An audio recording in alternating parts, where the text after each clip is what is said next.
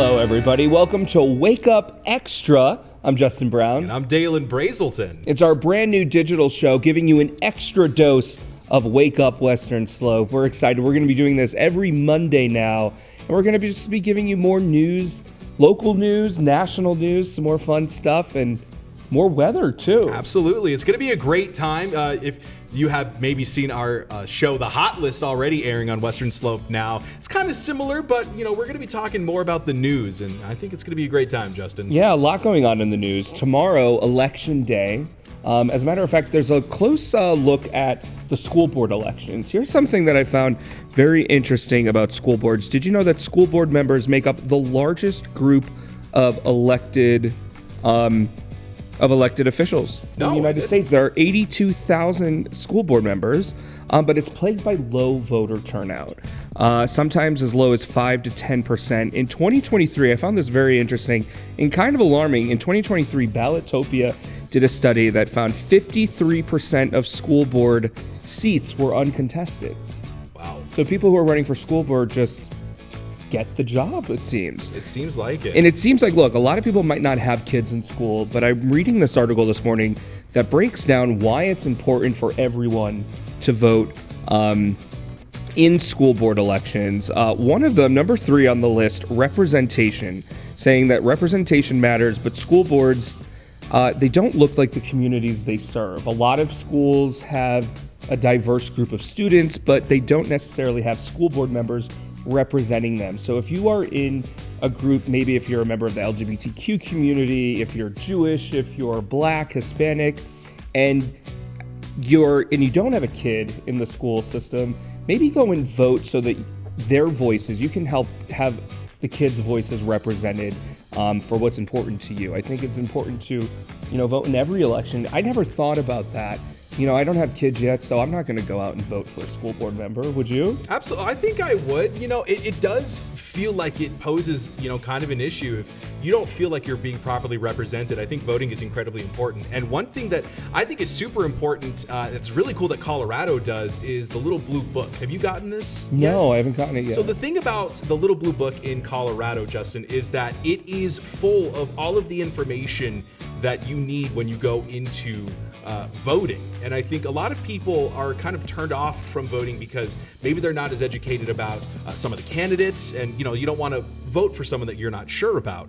Well, this Little Blue Book has information about the candidates, what their standpoints are, what the bills do, and it's sent out with every ballot. Oh, that's a good idea. So it's incredibly important to inform voters, and I think it's a really cool way to do that. Yeah, we're keeping voters informed the best that we can here on the KREX News team. It's true. Kyle Kawamoto breaking down some of the candidates who are running for school board. You're going to want to check that out. Here's a look at some of the candidates running for District E of School District 51. Let's check this out. 2 candidates, newcomer Vicky Woods and incumbent Angela Lima, are competing for the Board of Education seat for District E. Big picture for me is our job in public schools are to make sure that students are academically proficient and also graduation ready. And that encompasses from when they start in kindergarten, that there's many things that we could be doing to prepare them for that. We want to make sure that 100% of our schools, I would like to see those in the top tier of performance with the state schedule. I'd like to see that. I would also like to continue to see our graduation rates increase. But along with that increase, I'd also like to see an increase in the rigor of what it takes to actually earn a D51 diploma. Woods discusses 2 perspectives on education issues. She emphasizes addressing 36% chronic absenteeism in the short term and developing academic and workforce readiness with community involvement in the long term. She also believes building the connection with the community and families to create better trust. For me, it's face-to-face with, that's been the most powerful for me, is talking with people at meet and greets, at people's houses. For Lima, she emphasizes the importance of providing students with a solid foundation, as they often lack certainty about their future career paths after graduating high school. She aims to prepare them for life in general, recognizing that their lives may take unexpected turns, even making those difficult decisions. For example, if it involves closing a school, she tells me she is ready to face those challenges. I understand everything that it takes to lead up to those big decisions, and then how to make sure that you are really principally sound in how you go at those decisions, because they affect our communities so greatly. Kyle Kawamoto, KREX News. All right, there we go. More election news coming up. Elections across the nation, actually. And we're going to give you a little inside look at some of the elections happening across the nation tomorrow. In New York, the cost of living and public safety are the main focus in a three-way race pitting Democrat Zohran Mamdani against the former New York Governor Andrew Cuomo, who's running as an independent, and Republican Curtis Sliwa. Mamdani's relying on an army of volunteers who spent today trying to knock on a record 200,000 doors. Polls show him with the advantage. 2 states are electing new governors on Tuesday. In Virginia, Democrat Abigail Spanberger faces Republican Winsome Earl Sears. The Commonwealth is home to hundreds of thousands of federal employees opposed to the president's so-called DOGE cuts. Polls show Spanberger with the lead. In New Jersey, Republicans think they might be able to pull off a surprise victory. Republican Jack Ciattarelli faces Democratic Congresswoman Mikey Sherrill. She's raising concerns about the president's economic policies, while he hopes a mostly Democratic state will elect a Republican. Everything coming from Donald Trump in Washington has had the effect of raising costs. So whether it's the tariff plan, putting small businesses out of business, raising costs on everyone, freezing hiring in large businesses, or the one big beautiful bill, which is driving up utility costs, and now we are staring down the barrel at 175% increase in premiums for health care. I understand the narrative around the national implications of these races in New Jersey and Virginia, but quite frankly, there's only one implication I'm worried about, and that's the future of New Jersey. Communities like this, they don't blame it on the president. They know it's the governor and the Democratic legislature that are responsible. One of the things that's so important about these national elections is not just, the governor and all that kind of stuff. It's the mayor. And I don't know about you. I mean, the New York mayor has kind of been a huge deal recently, Justin. I mean, of course, with Grand Junction, we love our mayor. Shout out Kennedy. Yeah, big fan of KREX, I'm sure. But I think the thing about mayoral races is that they're not really looked at as closely as this one that's going on in New York. And you're from New York. I mean, give me your perspective on all of this, Justin. Well, Mamdani, who you're talking about, actually lived in the neighborhood in Astoria. He's an Astoria guy, so there you go. Shout out to Astoria, Queens. But yeah, Mamdani, and I'm going to be careful how I say his name so I don't end up on the Daily Show again. But yeah, no, Mamdani, what's really interesting about this race is that it's going to have a lot of implications of where the Democratic Party is going in the future, because you have Mamdani, who a lot of mainstream Democrats have been hesitant to endorse him. The people who are attaching themselves to him are more on the far left, which is, AOC and Bernie Sanders. So you have a former governor, Andrew Cuomo, who represents kind of the old school politics of the Democratic Party. His father was governor of New York in the 80s and 90s. Back in 92, the Democratic Party wanted Mario Cuomo, Andrew Cuomo's dad, to run for president. So he comes from kind of a political dynasty. And then we saw what happened with him having to, leave the governor's office. So this is kind of, NPR did this, or published this article this morning. Andrew Cuomo fights for his political life in his version of the Democratic Party. And it's a very interesting read on NPR if you have a chance to read it, because it highlights how, this race is Andrew Cuomo's last shot at, saving his political life. And, he probably would have ran for president. I think he wanted to follow in his father's, footsteps of being a revered politician. And now he's kind of a disgraced face for the Democratic Party. And his version of the Democratic Party, which is, old school, considered today old school Democratic values, against Mamdani, who has, more progressive values. So, if someone like Mamdani, who is young, in his early 30s, doesn't have the experience, can defeat Andrew Cuomo, it shows that there's going to be possibly a different direction nationally for the Democratic Party. So it's definitely going to be an interesting race to see for sure. Yeah, well, and it's not just those two. I think a lot of people forgetting the actual Republican candidate as well, Curtis Sliwa. He's not dropping out.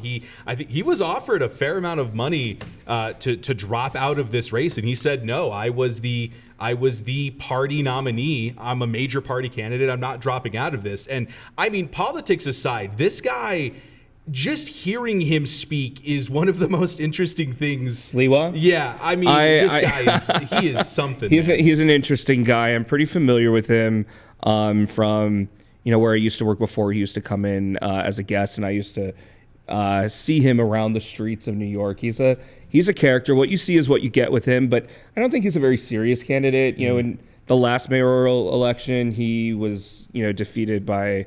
He had only 20-some% of the vote. So I don't think it's obvious that he doesn't stand a chance now.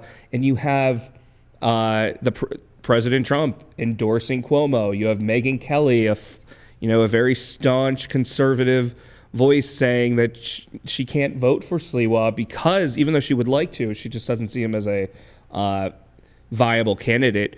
She's telling people to go out and vote for Cuomo. I think Mamdani is probably going to take this. We were talking about how it's interesting that, just his campaign style, he's been campaigning places that you wouldn't normally see. It's very true. Someone campaign. Over the weekend, he was, at a gay bar at 1 a.m. You don't see politicians doing that. Yeah, I mean, he was opening for concerts and stuff too. And the people of New York they're receiving him exceptionally well. I mean, the applause that this guy is getting is bizarre. I think it really goes to show how much door knocking can really help a campaign. And he broke the record with that. Look, he's a vibe for sure. He was on The Daily Show with Jon Stewart last week, and even Jon Stewart, while offering his support, was bringing up the practicality of his ambitious goals. So, while, it's important to remember that while a candidate might be a good vibe, look, maybe some people just want to give people a chance, but, it's his agenda is pretty ambitious. I mean, the idea of rent freeze as someone who paid a ridiculous amount of rent in New York City, I think a lot of people would like to see that, but a lot of his policy ideas are very ambitious, and people wonder how he's going to deliver upon that. For example, he wants to raise taxes on the rich when his governor, a Democrat, is against that. So he's going to have a lot of obstacles. But first he has to win.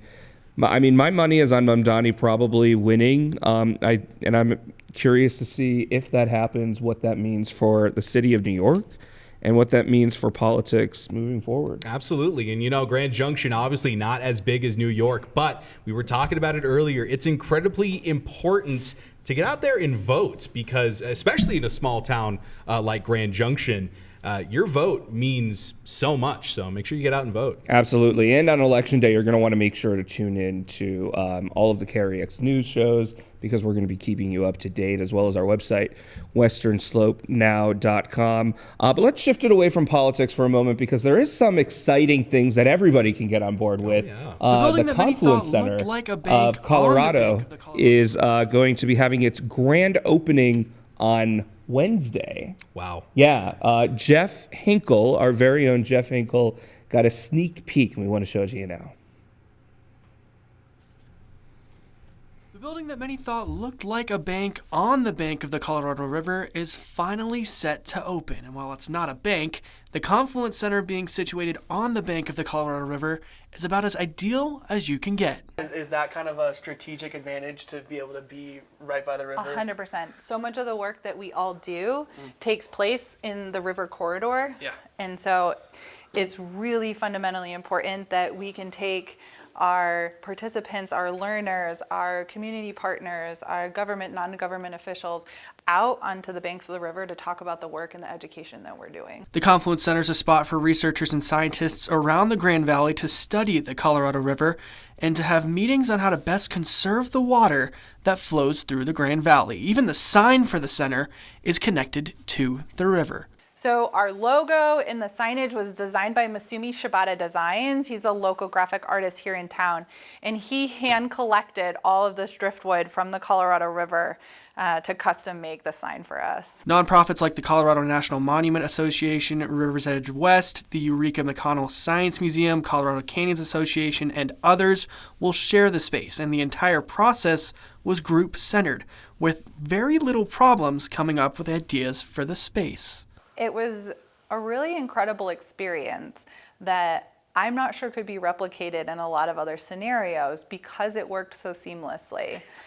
We talked a little bit about the goals for the center and what Moore hopes to see in the near future. In 20 years, I see a generation of young scientists who have just graduated from college.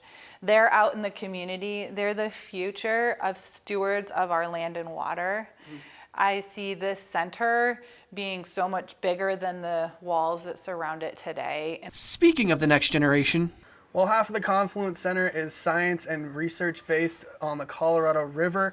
The other half is a preschool where kids can take a little break or a little siesta in something that's shaped like a fish. the other part of the Confluence Center is the Stream Preschool, a nonprofit private learning center that's focused on getting kids outside and learning firsthand what their environment is all about. I know this is meant for preschoolers, but I'm having way too much fun with doing this right now. Hold on. This is very hands-on learning and out in our world and environment. So we'll bring things in, but we'll also go and, young children need to explore. The center officially opens to the public next Wednesday, November 5th, and they'll have a chain-breaking ceremony at 11 a.m. Jeff Hinkle, KREX News. Wow, isn't that something? It's always so interesting, the geological studies that can be done in Grand Junction, all the way from the rivers to the top of the mountains, Justin. Yeah, no, it looks like a beautiful place. Interesting place. I love the sign that they showed. The sign, yeah, it's a super, and like the driftwood that was hand collected by the artists too. Super exciting. I think part of what makes Grand Junction so interesting is all of the science that can be learned here, but also the art that kind of helps display a lot of it. Absolutely. So anything else you want to bring up today, this morning? I just like to say I hope everyone out there had a very happy Halloween, a very safe one as well. We're about 52 days away from Christmas now. We'll have more on the hot list about this. But Favorite honestly, Christmas movie, go. Favorite Christmas movie? There's this one called Klaus. It's a Netflix exclusive. It is so cute. It's about kind of like the legend of Santa and how a mailman became part of that. Is really cool. I really enjoy Ernest Saves Christmas. That's like, okay, see, look, no, I like that. That's a good one. It's a good one. Very different vibes here, but I think it fits. And The Family Stone with Diane Keaton. And spoiler alert, look, it came out over 20 years ago. She passes away at the end. Wow. So it's going to be extra sad to watch it this year knowing Diane Keaton just passed away. But it's a good movie. It's a great movie. Christmas movies, Hallmark Christmas movies. My mom actually watches Hallmark Christmas movies year-round. A lot of people too.